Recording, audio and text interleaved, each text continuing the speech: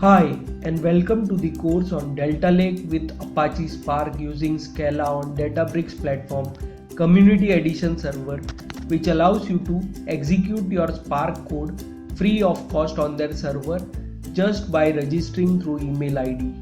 I am going to be your guide as we explore Delta Lake with Apache Spark using Scala on Databricks platform. So, what are we going to cover in this course then? Well, the course is about Delta Lake with Apache Spark. That obvious means we are going to look at Delta Lake with Apache Spark.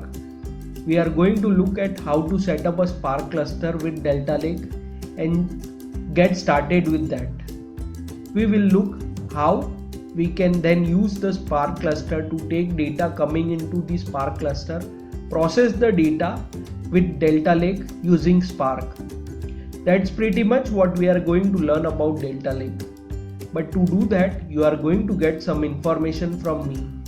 I will explain the concept, but you are also going to have to do some work yourself. You are going to do hands-on learning. And to do that, you are going to have to set up your environment. So, the first thing you are going to need is a web browser. That can be Google Chrome, Firefox, Safari or Microsoft Edge. Latest version on Windows, Linux or Mac OS desktop. So you just need a browser for it.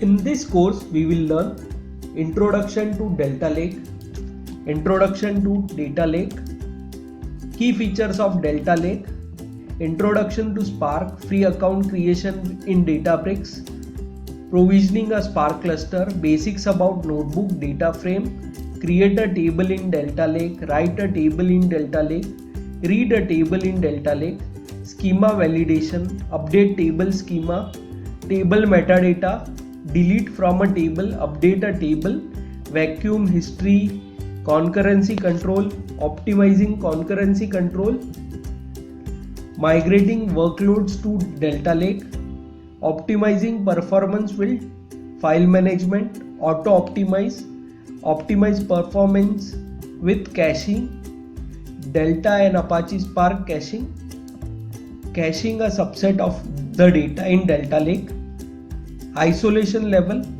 best practices and frequently asked questions in interview. I am really excited you are here. I hope you are going to follow all the way to the end of course. It is fairly straightforward, fairly easy to follow through the course. I will show you step by step each line of code. I will explain what it does and why are we doing it.